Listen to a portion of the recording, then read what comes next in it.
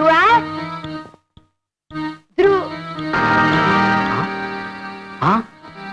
ఎవరది?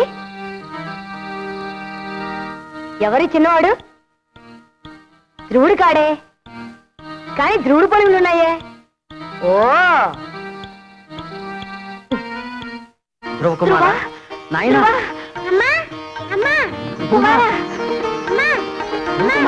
నాయనా, చిరంజీవ, నా తండ్రి, కుమారా,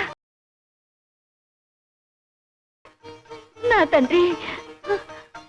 తండ్రి, నీ చరణాలకు ప్రణమిల్ని తండ్రి. వద్దు కుమారా, వద్దు. నీవు ఒక మహానుభావుడవు. నీవెక్కడా, నేనెక్కడా? నీ అచంచల భక్తితో, దీక్షతో ఘోర తపస్సు చేసి ఆ శ్రీమన్నారాయణుని అనుగ్రహము పొందిన ధన్యజీవివి.